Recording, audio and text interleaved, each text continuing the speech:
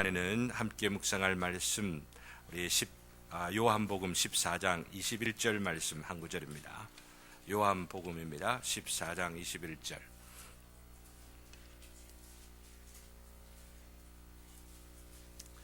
다 암송하고 계시는 말씀이죠. 그죠? 14장 21절 다 같이 암송해도 좋고요. 봉독하겠습니다. 다 같이 시작. 나의 계명을 지키는 자라야 나를 사랑하는 자니 나를 사랑하는 자는 내 아버지께 사랑을 받을 것이요 나도 그를 사랑하여 그에게 나를 나타내리라. 아멘. 아멘. 앞에 우리 어린이들하고 예배를 드리고자 지난주에 말씀을 드리고 앞에 나오도록 하는 것을 두고 한편으로는 이게 모험 아닌가 염려하는 마음들도 여러분 계실지 모르겠습니다. 그런데 오늘 딱 비디오로 찍어놨으면 좋겠다 싶어요. 여러분들도 함께 보았으면 좋겠다고 하는 모습이 너무너무 이쁜 모습. 찬송 부르면서 손가락 탁탁 짚어가면서 그리고 성경구절 탁탁 손가락을 이렇게 짚어가며 보는 모습이 하나님 정말로 지금까지도 내가 이 아이들 너무 무시한 것 같습니다 하는 그런 마음들 가지고 뒤에 사실은 딱 앉아가지고 지금 예배를 드렸지 않습니까?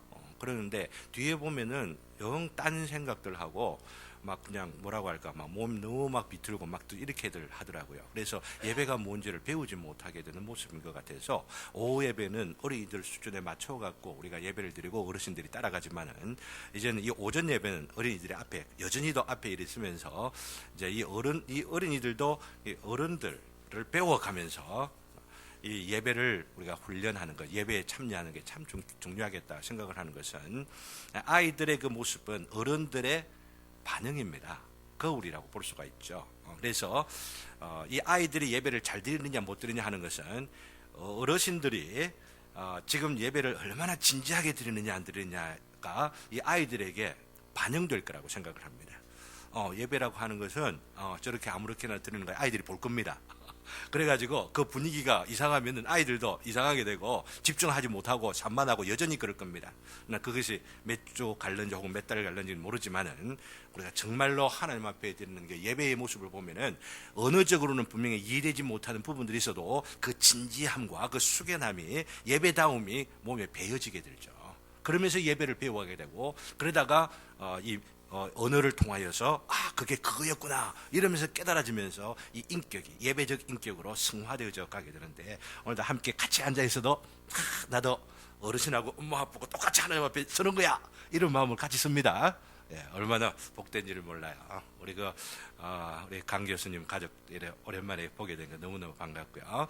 또 우리 시은이 가족도 안쪽으로 들어갔지만 오전 예배에 함께 드리게 된 거 너무 감사합니다. 나중에 좋은 교제들 우리 나눌 수 있도록 하기를 바라고 오늘 그 제목은 그리스도 그 기독교적 체험과 크리스찬의 체험과 그 신앙과 체험이라고 하는 주제의 세 번째 주제로 말씀을 드리려고 합니다. 요즘 특별히 제가 참 개인적으로 좀 스릴을 느낀다 할까 아니면 흥분이 된다 할까 하나님 말씀 앞에서 특별히 그 이사야서를 기존으로 해가지고 예레미야까지 계속 제가 개인적으로 묵상하고 연구하면서 읽어가고 있는데요. 이 예레미야서를 연구하는 가운데에 탁 저한테 지난주일 드린 말씀 그 주제하고 연결되는 말씀이 탁 이렇게 만나지게 돼서 흥분이 되더라고요. 또 그게 뭐냐면은 예레미야 9장 27절 말씀인데요. 그 24절 말씀인데 이런 내용입니다. 자랑하는 자는 이것으로 자랑할지니 뭐가 나올 것 같습니까? 하나님께서 선지자를 통해 가지고 자랑하려면 자랑하지 말아라 이렇게 말하는 거 성경은 자랑해라라고 말합니다. 그런데 뭐 갖고 자랑해야 되느냐 하는 이게 중요하죠. 자, 우리 어진이는 뭐 갖고 자랑하고 싶어요? 내 인물이 괜찮아요. 이런 거 자랑하고 싶어요. 너무나 귀하잖아요. 그죠? 근데 그런 것 가지고 자랑하라. 이렇게 말하지 않고 이랬습니다. 자랑하는 자는 이것으로 자랑할지니 곧 명철하여 나를 아는 것과 하나님을 아는 것. 이거 자랑해라. 라고 이렇게 하고 있죠. 그리고 그 뒤에 풀어서 설명하기를 나 여호와는 사랑과 정의와 공의를 땅에 행하는 자인 줄 깨닫는 것이라. 하나님을 알고 깨달아가는 것.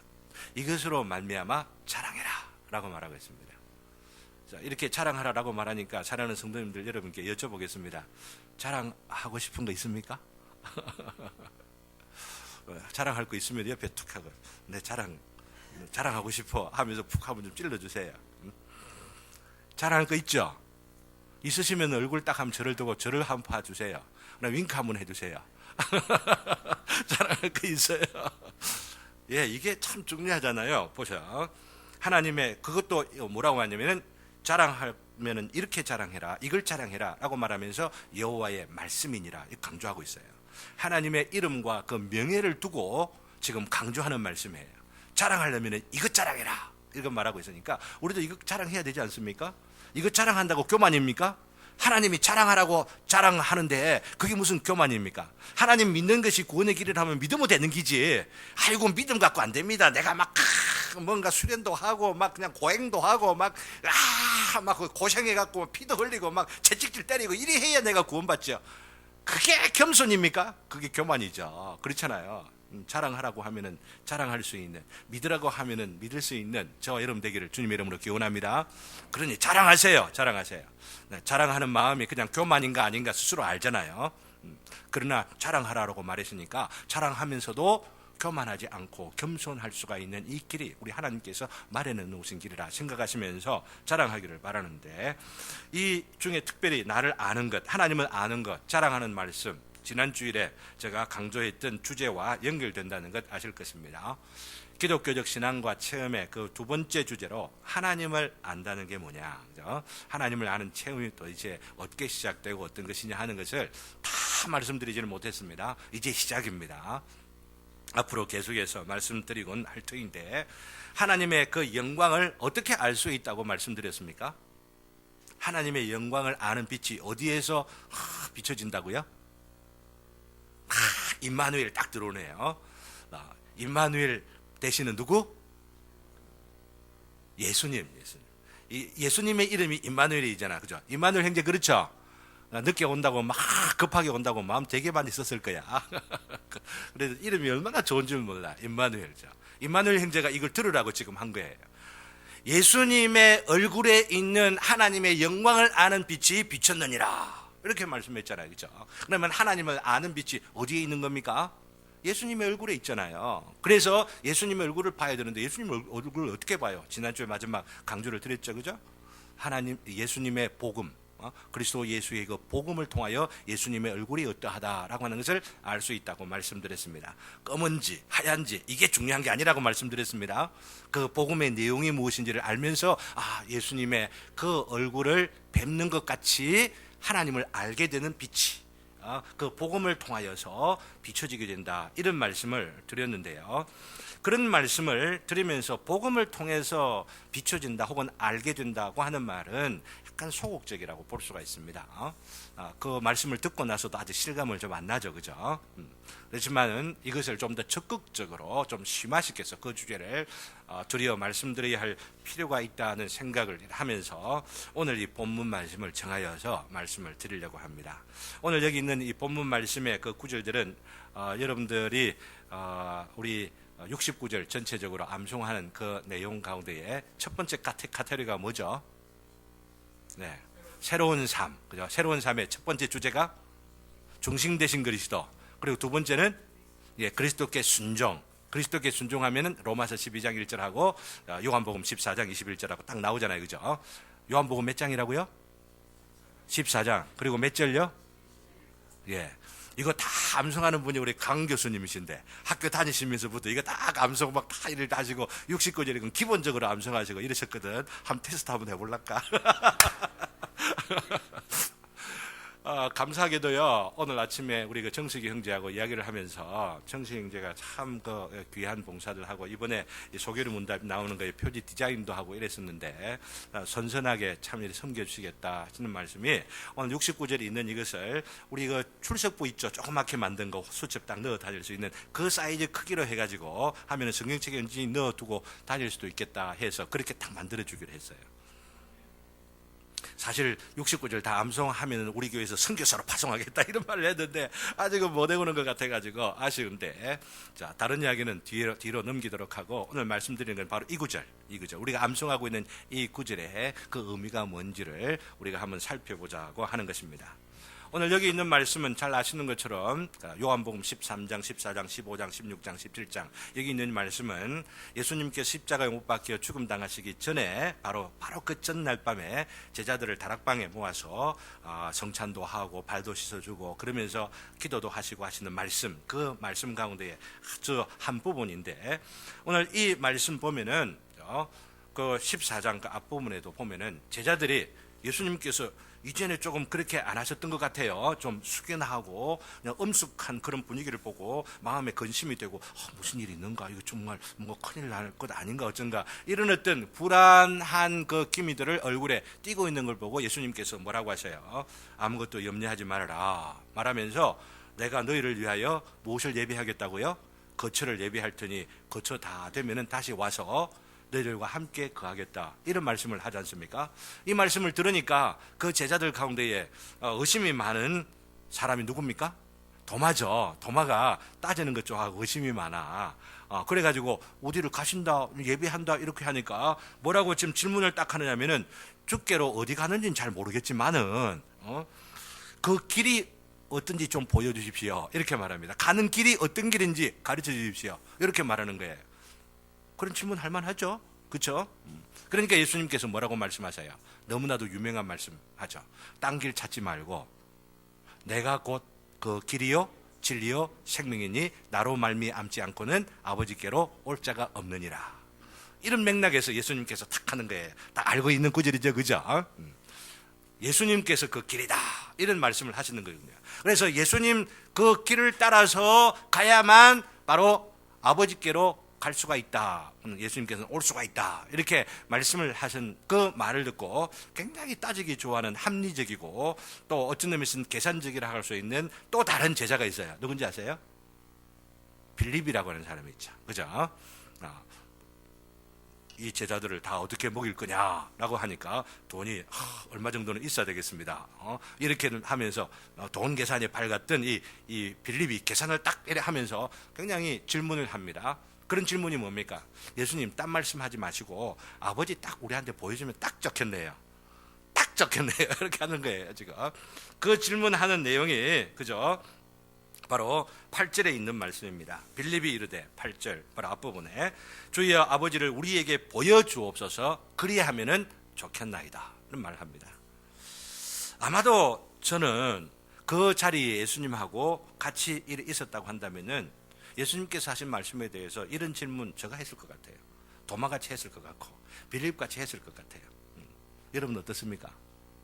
아마 다른 제자들도 이런 질문을 했을 거예요. 그것을 말로 표현하지 못하면서 그러면서 인상이 깊었기 때문에 그 한 질문을 요한이 딱 기록했다가 복음서를 기록한 거 아닙니까? 그죠? 어느 누구나 갖고 있는 그 질문이라고 볼 수가 있죠. 아버지를 좀 보여주십시오 라고 하는 그런 질문들, 하나님을 보여주십시오 라고 하는 것 아니겠습니까? 그러는데 중요한 것은 바로 예수님의 질문, 대답이죠. 예수님의 대답의 핵심이 뭡니까? 여러분들 기억하고 계십니까? 보여주십시오라고 하니까 예수님께서 대답하신 그 대답이 뭐예요? 나를 봤으면은 하나님 본 거지, 아버지 본 거지, 뭐 또 보여달라고 하느냐 하는 이야기 아닙니까? 바로 그 뒤에 나오는 말씀이 바로 9절에 있는 말씀이죠. 나를 본 자는 아버지를 보았거늘 어찌하여 아버지를 보이라 하느냐. 답이 다 됐습니까? 뭐가 답이 다 됐어요? 그거야 빌립이나 도마나 그 자리에 있었던 제자들에게는 예수님 딱 이렇게 보는 거니까, 예수님 보면은 아버지 딱 보는 거다 이래 하면은 뭐 그렇겠구나 이래 할 수 있지만은, 그 예수님 지금 어디 계세요? 우리들에게는 지금 예수님이 그 제자들이 보는 듯이 보이지 않는다 이 말이에요. 그렇지 않습니까? 그렇게 제자들이 보았다 하는 것처럼 여기 본분 계십니까? 보았다 하면은 이단입니다.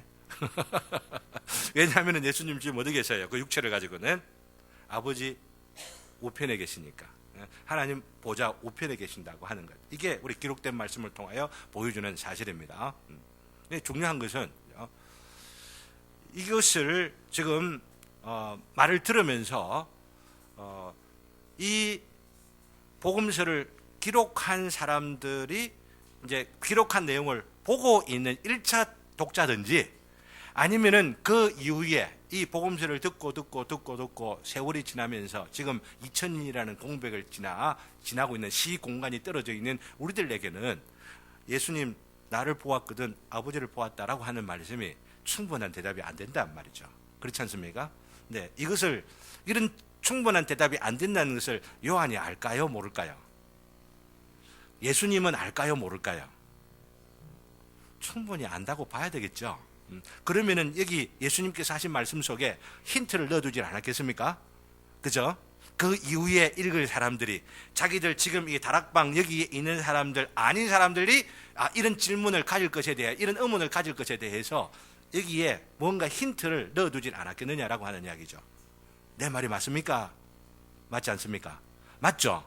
그러면은 제 얼굴을 보는 게 아니고 예수님의 계속되는 말씀을 좀 한번 봐야 안 되겠습니까? 그죠? 여러분들이 그런 마음을 갖고 이 구절을 보셔야 된다라고 하는 겁니다. 그래서 예수님께서는 10절, 11절 말씀에 보면은 나를 믿으라 라고 하는 말씀을 반복해서 하고 계십니다. 나를 믿으라. 그리고 믿으라고 하는 말씀만 아니라 12절에 가게 되면 어떻습니까? 나를 믿으면은 내가 하는 일을 그도 할 것이고 또한 그보다 큰 일도 하겠다 말씀하는 게 분명히 나오죠. 그죠? 예수님께서 하신 일보다 그 큰 일이 뭡니까? 오해하지 마시기를 바랍니다. 십자가에 못 박혀서 인류의 죄를 대속하는 바로 그 일을 능가하는 어떤 일을 하겠다 이런 뜻이 절대 아니라고 하는 것을 아셔야만 합니다. 그렇지만 보세요. 예수님 비행기 타셨어요? 근데 여러분들은 지금 비행기 타고 다니잖아요. 그렇잖아요. 예수님 기차 타셨어요? 예수님 육체를 가지고 있는 그 육체의 그 상태를 가지고 서울에서 부산까지 한 2시간 반 만에 올 수 있어요? 예수님 그런 거 못 하셨어요. 그런데 여러분들 다 하고 있어요. 이런 의미만을 그 예수님이 아시고 하신 것은 아닐 것입니다. 예수님은 지금 팔레스타인 지역에 지금 국한되어서 사역을 하셨지만은 우리는 예루살렘 그 주변 아니면 갈릴리 왔다 갔다 하는 이런 생애가 아니고 미국도 여기 영국도 뭐 저가 그래요. 더 엄청난 스케일로 더 큰 일들을 할 수 있는 여건들이 있다는 이야기입니다. 아시겠어요? 네, 그렇게 적용해서 살펴볼 수도 있지만은 그러나 예수님께서 지금 아버지를 보여주옵소서라고 하는 빌립에게 하는 말이기 때문에 빌립에게 하는 이 말 속에 그 질문에 대한 답과 연결시켜 이 답을 좀 생각해 보아야 되지 않겠느냐는 것이죠. 근데 예수님께서 그 말씀을 하시고 나서 그 뒤에 곧 이어서 하시는 말씀이 뭐냐면은 이는 내가 아버지께로 감이라 라고 말씀하시고 가는 것으로 끝나는 게 아니고 가는 게 끝나는 게 아니죠. 가는 게 끝나는 게 아니고 뭐라고 해놨습니까? 16절에 보면은 다른 무엇을? 보혜사 성령을 보내시겠다라고 말하는 겁니다. 성령을 보내사 영원토록 함께 있게 하시겠다 이렇게 말씀하시는 겁니다. 문제는 좀 복잡한 것 같아서 이 예수님의 그 결론을 제대로 이해 못하시는 그런 경우들이 참 많습니다. 굉장히 중요한 임팩을 주는 말씀인데도 불구하고 여기 있는 기록된 말씀이 조금 복잡한 것 같아서 그 핵심이 이해되지 않는다고 하는 이야기입니다. 결론이 뭐냐? 예수님의 결론이 뭐냐 하면은 바로 21절 말씀입니다. 성령께서 오셔서 함께 하심으로 무슨 말을 아시겠어요? 다른 보혜사 되시는 성령께서 오셔서 함께 하심으로 예수님을 믿는 자를 예수님을 사랑하게 되고 또한 이렇게 사랑하는 바로 그런 자들에게 어떤 일이 있게 될 것이냐 하는 것이 바로 21절 말씀 핵심이라고 하는 이야기입니다. 21절을 그런 의미로 다시 한번 읽어보겠습니다. 다시 한번 다 같이 시작. 나의 계명을 지키는 자라야 나를 사랑하는 자니 나를 사랑하는 자는 내 아버지께 사랑을 받을 것이요 나도 그를 사랑하여 그에게 나를 나타내리라. 여기 옛날 번역에 보면은 나의 계명을 지키는 자라 이렇게 안 되어 있고 나의 계명을 가지고 지키는 자라야 이렇게 되어 있습니다. 가지는 것만 아니고 이 말입니다. 가지는 것만 아니고 성경책 예수님의 계명이 이거야 이거 기록되어 있는 거야 이러면서 다 보물단지 속에 넣어두고 있는 것이 아니고 거기에 있는 그 계명을 어떻게 하는 자라야? 지키는 자라야. 나를 사랑하는 자라 라 말하면서 그렇게 사랑하는 자에게 아버지도 사랑하실 것이고 나도 그를 사랑하여 어떻게 하겠다고 했습니까? 나를 그에게 나타내겠다라고 말합니다. 오늘 여기 주목을 하고자 하는 것은 나타내겠다라고 하는 바로 이런 말씀입니다. 예수님을 만나는 체험이 어떤 것이냐라고 하면은 내가 만나고 싶다 그냥 마음대로 만나고 이런 게 아니고 예수님께서 우리에게 나타내실 때에 우리가 예수님을 만나게 되는 체험이 가능해진다라고 하는 겁니다. 그렇죠? 예수님께서 말씀하시기를 나타내리라 분명히 말씀하셨습니다. 이거 제가 지금 잡아 넣은 겁니까? 제가 인쇄를 해갖고 특별하게 강조를 하는 겁니까? 예수님께서 나를 나타내리라 라고 하시는 말씀이 있어요. 그러면 나타내시는 바로 그 역사를 통하여서 내가 예수님을 만나는 일들이 있다고 하는 거죠. 오늘 바로 그 측면에서 말씀을 드리려고 하는 거죠. 근데 이렇게 만나려고 한다면은 조건이 뭔지 앞에 딱 나와 있는 걸 보죠. 나의 계명을 가지고 지키는 자, 예수님을 사랑하는 자, 그래야 하나님께 사랑받고 예수님께 사랑을 받음으로 사랑하는 자에게 자기 나타내고 싶어 하죠. 그렇지 않습니까? 사랑하는 자끼리 서로 만나고 싶지 않아요? 그렇죠. 우리 사랑하는 사람 다 있죠. 안 만나고 싶어 하세요? 만나고 싶어 하는 그런 마음들이 다 있잖아요. 자녀들도 사랑하면 막 또 보고 싶고, 그죠? 그리고 부모님도 또 뵙고 싶고, 사랑하는 그 마음도 또 뵙고 싶고, 친척들 가운데도 이런 날 모아가지고 함께 좀 보고 싶고, 그러잖아요. 우리 그 강 교수님 자녀분들이 오랜만에 내려온다니까 얼마나 좋아하는지 몰라요. 우리 금요일 새벽마다 식사 같이 하거든요. 근데 얼마나 흥분되어 있는 모습이 보입니다. 그러면서 부산역까지 이거 그 픽업하러 가야 된다고 이러면서 가셨거든요. 좋아하면은 사랑하면은 만나고 싶어하고 그래서 나타내 보여지게 되는 겁니다. 그런데 혹 이 말을 듣고 부담이 되거나 실망이 되는 분들이 계신지 모르겠습니다. 예수님을 만나는 체험이 뭐냐 이러면서 기대하는 마음을 들었는데, 그러나 제가 부탁을 드리고 싶은 것은 부담은 조금 가지되 실망은 절대 하지 마시기를 바랍니다. 왜냐하면 우리 주님께서는 우리를 만나시는 문제에 있어서 굉장히 엄격한 것 같고 굉장히 어려울 것 같이 생각되어진다 하더라도, 그러나 실제 말씀을 묵상하고 예수님의 본뜻이 어떠한지를 그렇게 생각을 하게 되면은 예수님 만나는 게 그렇게 어렵지 않다고 하는 것을 여러분은 아실 수 있기 때문입니다. 왜냐하면은 우리 어린아이들이 앞에 나오는데 이 예배를 맨 앞에 드리자라고 하는데 굉장히 중요하게 생각한 것은 예수님께서 어린아이들 나오는 거 금하셨습니까? 금하지 않았습니까? 어린아이들이 어른들처럼 가만히 있고 이래 합니까? 막 떠들고 장난치고 막 지게 막 에너지가 넘치잖아요. 그렇게 하는 거고 제자들이 가만히 있어! 너 그러면은 예수님한테 못 나가는 거야! 이렇게 고함을 하면 질렀지 않겠습니까? 근데 그런 걸 보고 예수님께서 어떻게 했어요? 아이들이 나에게 나오는 거 금하지 말아라. 다른 말로 말하면 조금 떠들어도 괜찮다는 이야기입니다. 조금 산만해도 괜찮다는 이야기예요. 그런 모습 보고 아이들 보고 절대 야단치지 마세요. 여러분이 진짜 하나님을 만나서 하나님과 예배하면은 그 모습을 아이들이 보아요. 봅니다. 야단치지 마시고 아직도 내 경건이 이것밖에 안 돼서 아이들이 우리의 예배를 통하여서 하나님 만나는 걸 모르구나 이렇게 생각하여야지, 아이들이 어떻다 저렇다 핑계 절대 대시지 마시라 라고 하는 이야기입니다. 어쨌든요, 예수님께서는 우리를 참 부족하고 연약한 가운데서도 어린아이 나오는 것을 금하지 않도록 하게 하신 것처럼 어린아이 같은 그 마음, 참으로 연약하고 부족하여도 그 마음을 가지면은 절대로 금하지 않으시는 분이라고 하는 것을 아셔야만 하죠. 그렇기 때문에 예수님께서 하신 말씀이 뭐예요? 건강한 사람에게는 의원이 쓸데있다고 했습니까? 나는 어른 다 됐어. 나는 뭐 문제가 없어. 나는 뭐 만사 태평이야. 이러는 사람들은 의원이 필요 없다고 했죠. 어떤 사람이 의원이 필요 있다고 했습니까? 병든 자라야. 나한테 이런 문제가 있어. 난 보니까 예수님 만날 자격이 없는 것 같아. 난 보면은 계명도 잘 못 지키는 것 같아. 어쩌면은 난 좀 뭔가 사랑하지 못하는 것 같아. 이런 마음을 그냥 형식적이 아니고 진지하게 참으로 자신의 그 어떤 그 문제점들을 진심으로 깨달으면서, 그러면서도 마음 가운데 사모하는 마음을 가지는 바로 이런 자들을 우리 주님께서는 의원이 필요 있다 이런 말씀하신 거 아닙니까? 그죠?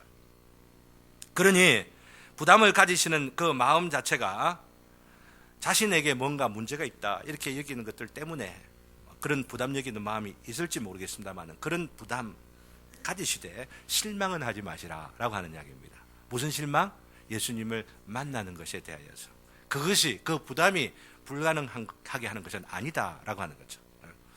지난 주일에 나온 우리 창호 우리 선생님 마음의 부담들을 많이 가지셨다가, 그죠? 실제로 나와가지고 하나님께 정말 눈물을 흘리면서 이 부족한 자인데도 이렇게 교회에 나올 수 있구나 이러시니까 너무너무 감사하고 너무너무 참 속이 시원하고 수련하다 그러거든요. 그런 마음이 얼마나 중요한지를 몰라요. 그런 부담 갖고 있어도 주님께서 인도해 주시는 그 인도하심에 순종하게 되어지면 그 부담들이 다 제거되어지고 하나님의 그 사랑과 그 은혜가 자꾸만 앞으로 더 체험되어질 것인데, 지난주에 딱 왔다가 참 기가 막히게 집에 가서 언제 어느 신지는 정확하게 모르겠습니다만 전화가 따랑 와가지고 일하러 오세요 이러면서 연락이 왔다고 한 하나님께서 은혜를 부어주시기 시작하시는 것 아닌가. 50년 만에 있다가 주저주저 하는 마음을 갖고 있다가 이렇게 나와 얼마나 기다렸겠어요. 누가? 하나님께서 그렇게 나오시기를 얼마나 기다렸겠어요. 낙심하지 말라고 지금 이렇게 다 사인들 주시는 겁니다. 우리 선생님 느끼는 마음이 내가 지금 구름에 있는 것 같아요 이렇게 하시거든요. 때로는 그런 것들이 잠시 사라지는 경우 있어도 낙심하지 마시기를 바랍니다. 그 하나님께서 여전히 더 붙으시고 이젠 더 강하게 만드시고 더 연단시켜서 보다 더 성숙하게 만들도록 그렇게 하시는 일을 있기 때문에 때로는 그런 역사가 없는지도 모르니까 그걸 한번 가지고 왜 없어 이렇게 하지 마시고 정말 참으로 하나님 그 놀라운 사랑과 은혜 가운데에 하나님을 만나시면서 만나시는 은혜 가운데 계속되는 은혜가 넘치기를 주님의 이름으로 기원합니다. 네, 그게 있어야 된다 하는 이야기입니다. 그 부담이 무엇이냐, 그죠? 이것을 생각할 때 그 부담이 여러분이 충분히 주님을 사랑하지 못하는 문제, 오늘 그것 때문에 무언가 마음 가운데 죄를 느끼게 되는 바로 그런 문제라고 한다면은 우리 주님께서 하신 이 말씀을 꼭 기억할 수 있기를 바랍니다. 무슨 말씀을 하셨냐면은 수고하고 무거운 짐진 자들아, 바로 그 짐이에요. 그 짐. 수고하고 무거운 짐진 자들아 다 내게로 오라, 내가 너희를 쉬게 하리라. 주님께서 말씀하셨잖아요. 이 말씀이 바로 자기 자신에게 지금 바로 나에게 주시는 말씀이구나, 성경에 기록된 말씀이나 이게 아니고 지금도 살아계신 예수님께서 나에게 지금 나의 문제를 두고 나에게 오너라 라고 하시는 말씀으로 들으실 수 있는 분이라고 한다면 이 중에서 가장 복된 분입니다. 이 음성 들을 수 있기를 주님의 이름으로 기원합니다. 사실 예수님을 만나는 체험에 있어서 가장 기본적이고 가장 우선적인 것은요, 무엇보다도 내 안에 있는 죄의 문제가 해결되는 거, 이거예요. 이 문제 없이 내가 예수님을 만나서 뭘 봤다 이러는 거 가짜예요. 예수님을 만나고 예수님을 보는 문제에 있어서 가장 중요하고 기본적이고 빠져서는 안 되는 본질적인 문제가 뭐냐면은 나의 죄가 용서되어지는 체험, 이게 중요하다라고 합니다. 죄가 전혀 없고 완벽해서 그의 계명을 다 지키고, 그래서 나는 내만큼 예수님을 사랑하는 자가 없어 해서 그런 자에게 예수님께서 나를 나타내시겠다 하시는 게 아니에요. 그런 자격이 없어도 오히려 깨어지고 오히려 상처받고 오히려 문드러져 있고 나를 보면은 볼 때마다 가슴을 칠 수밖에 없는 안타까운 나의 자신의 그 문제들을 보면서 이것을 감추려고 하지 않고 숨기려고 하지 않고 누가 보아도 누가 뭐라고 해도 위장하면서 위선적으로 없는 것처럼 살아가려고 하는 것이 아니라 있는 그 모습 그대로를 내가 사람들에게 보여주기 위한 것이 아니라 하나님 내가 만나야 되겠구나, 하나님께 내 문제를 해결해야겠구나, 이런 자들, 바로 이런 자들이 여기에 나를 사랑하는 자라 증명되어지는 것이고 바로 그런 사람들에게 나를 나타내리라 이렇게 말씀하셨다고 하는 거예요. 이사야 선지자도 이런 사실들을 미리 알고는 예언을 해놨어요. 그런 자들에게 예수님이 어떤 분이냐라고 하는 것들을 예언을 해놓으면서 이렇게 예언을 해놨어요. 이사야 42장 4절에 보면은 상한 갈대를 꺾지 아니함. 상한 갈대, 꺾여진 그 갈대라도 반창고 붙이고 붕대 감아갖고 회복시켜 주신다 이 말입니다. 꺼져가는 심지도 꺼져가면 뭐해요? 냄새가 납니다. 연기가 납니다. 코가 조금 뭔가 불편할 수도 있어요. 그렇지 않습니까? 심지에 그 불이 꺼지고 이러면은 그렇게 꺼져가는 것들을 끄지 아니하시고 오히려 기름을 더 부으시고 더 바람을 막아 주셔가지고 불이 더 타오르도록 그렇게 하시는 분이라. 누가요? 예수님께서 그런 분이라고 하는 겁니다. 그러니 우리 안에 있는 어떤 문제가 조금 있다 하더라도 내가 보면은 남들하고 비교하면 부족한 게 있고 자랑할 것이 없는 것처럼 그만 수축되고 이런 부분들이 있다 할지라도 바로 그런 심령이, 바로 그 마음이 우리 주님을 만나기에 가장 합당한 마음이에요. 그런 마음을 우리 주님께서 보시고 만나주시는 분이시다, 나타내시는 분이시다. 오늘 여기 있는 말씀, 이것을 그런 의미로 기억할 수 있기를 바라는 것입니다. 이 구절에 근거해서 리차드 십스라고 하는 청교도 유명한 목사님이 계십니다. 책을 썼어요. 어떤 책을 썼냐면은 제목이 꺼져가는 심지와 상한 갈대라는 제목의 책입니다. 여기 있는 책들 내 중에 있습니다. 찾아서 먼저 읽으십시오. 읽고 나서 다른 분 좀 더 읽어야 되겠다 싶으면 서점에 가고 책을 한 권 더 구입해가지고 그 옆에다 같이 좀 넣어두십시오. 많은 분을 좀 읽으셨으면 참 좋겠어요. 이 책을 통해서 많은 사람들이 주님을 만나는 그런 기회들, 되어진 것들이 교회 역사 가운데 계속 기어져 있습니다. 리차드 십스라고 하는 분입니다.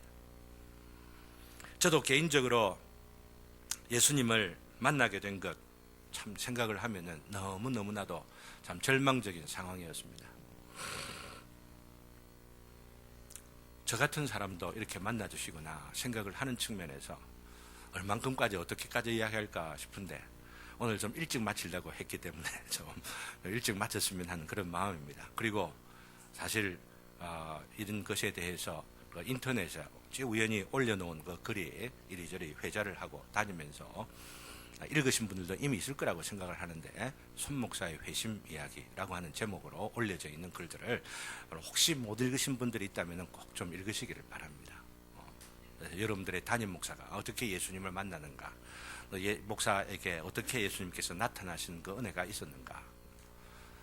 요점 그 핵심이 뭐냐면은 내가 뭐 대단한 어떤 큰 일을 하고 난 아주 앞으로 뭔가 그 장래가 기대가 되어지는 어떤 그런 어떤 목사로서 촉망을 받고 일을 바로 그럴 때가 아니고, 하나님 앞에 아무것도 아닌 죄인된 바로 그런 모습들을 인정하고 그러면서 벌거벗은 그 모습으로 설교하기 위해서 이 말씀을 만나는 게 아니고 이 성경을 읽는 것이 아니고 내 영혼의 그 벌거벗음의 그 문제를, 그 진상을 제대로 알고 싶은 그 마음, 벌거벗은 그 마음으로 하나님의 말씀을, 내가 어떠한 자입니까? 내가 이전에 알고 있던 그 모습이 내가 아닌 것 같은데 나의 참된 모습이 무엇입니까? 그러면서 은혜를 구하는 그 심령으로 말씀 앞에 서게 되어질 때에 저에게 나타나신 예수님을 저는 감히 증거할 수가 있습니다. 오전 예배 때 몇 주 전에 오전 예배 때 잠시 말씀 간단하게 드린 거 있지 않습니까? 그 생생한 그 장면을 잊을 수가 없어요. 제가 어떤 생활들을 하다가 어떤 문제가 생기고 이러면 항상 그쪽으로 돌아가는 것 같아요.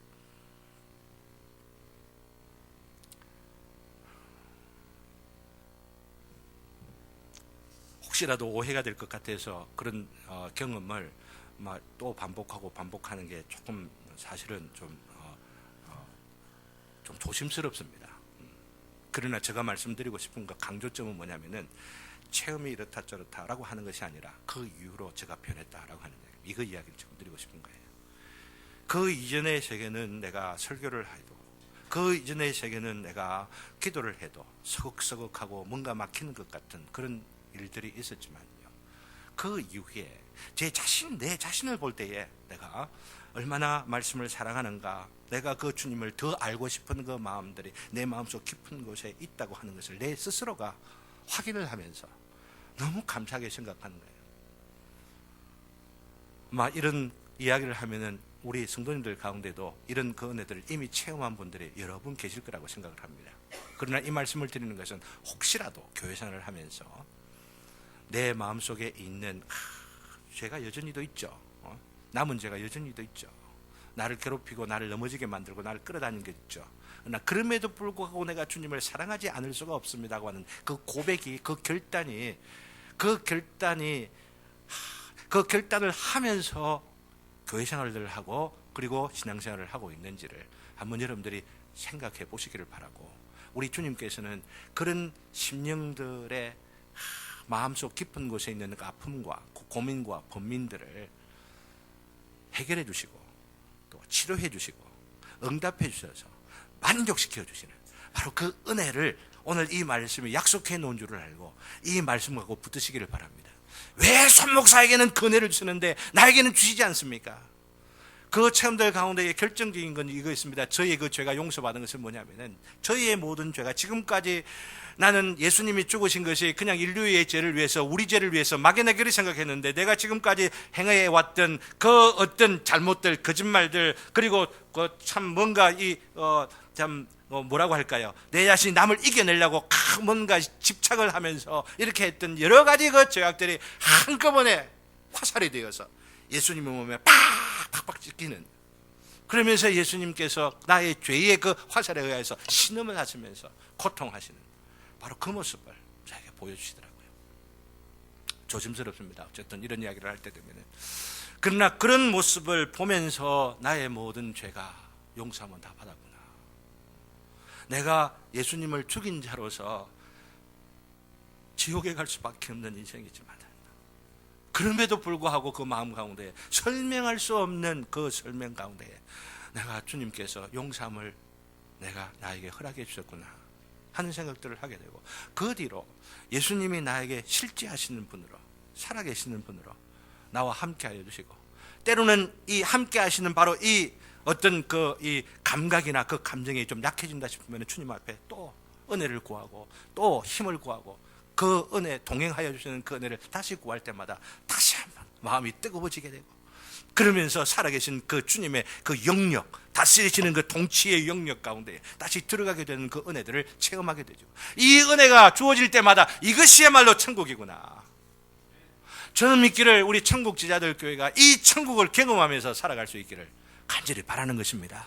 예수님이 살아계시는 것을 믿고 예수님의 그 통치 가운데에 들어가 그 자장 가운데에, 그 영향력 가운데에서 우리가 살아가게 되어지면 그 영향력 가운데에 사단이 들어오겠습니까? 악한 영이 들어오겠습니까? 들어왔다고 다 튕겨버리게 되죠. 주의 천군이 우리를 보호해 주시는 그 삶의 그 놀라운 은혜와 그 축복들이 영원토록 보장되어지는 이 은혜가 시작되어진다고 하는 겁니다. 이것은 뭐냐면 예수님을 만나는 바로 이거. 예수님을 만나는, 예수님께서 나에게 나타나시는 이 은혜로 말미암아 가능해지고, 이런 체험이 있을 때에, 그렇죠? 이 은혜가 나에게 있구나 생각되고, 그로 인하여서 내가 변화되어지는, 내 심령과 내 삶이 변화되어지는 그 은혜가 있을 때에 나는 자랑할 수가 있는 것이 뭐냐면은 뭐예요? 나는 하나님을 아는 자입니다. 어린아이들, 나이 든 자까지도 다 하나님을 이제는 알라고 말하지 아니하는 그 예레미야의 그 예언도 성취가 되어지고, 그로 인하여서 나는 하나님을 아는 자라 말할 수가 있어. 이것은 하나님을 전혀 안 배운다는 것이 아니라 또 배우고 싶고, 어떤 의미에서는 더 진실되게 알고 싶어하는 그런 마음들로 하나님과 친밀한 교제들을 하게 되어지는 바로 그 은혜가 우리에게 약속되어져 있다고 하는 말씀을 여러분께 드리는 겁니다. 이 은혜를 함께 나누고, 여러분들도 예수님을 만난 자로서, 하나님을 아는 자로서 살아가면서 이번 주일도 친척들을 만나고 이웃들을 만나는 그 가운데에 우리가 만난 그 예수님을 증거하고 소개하는 복된 기회들도 많이 가지시는 저와 여러분 되시기를 주님의 이름으로 기원합니다. 이 말씀을 생각을 하면서 우리가 하나님께 이 말씀에 의지해서 이미 예수님을 만나고 예수님 나타나신 그 은혜가 있으면 이 은혜를 지속적으로 누릴 수 있도록 인도하여 주시옵소서. 예수님 만나는 이 은혜를 잊어버리지 말게 하시고, 예수님 앞에서, 예수님 안에서 우리가 우리의 남은 삶을 살아갈 수 있도록 인도하여 주시옵소서. 위에서 기도하시고, 또 이 은혜를 혹시라도 지금까지 경험하지 못한 분들 있으면은 그리스도를 만나는 은혜를 허락하여 주시옵소서. 그리스도를 만난 자들로 살아갈 수 있도록 인도하여 주시고, 추석 중에 참된 안식과 감사가 넘치도록 인도하여 주시옵소서. 그리고 성찬인데 이 성찬도 믿음으로 참여하게 되면은 이 시간에 주님께서 친히 부족한 종들을 통하여서 배설하시는 이 성찬에 믿음으로 참여함으로 인하여 이것이 천국의 잔치가 될 줄 믿고 주님 앞에 기도하는 이 시간 되기를 바랍니다. 다 같이 기도하겠습니다.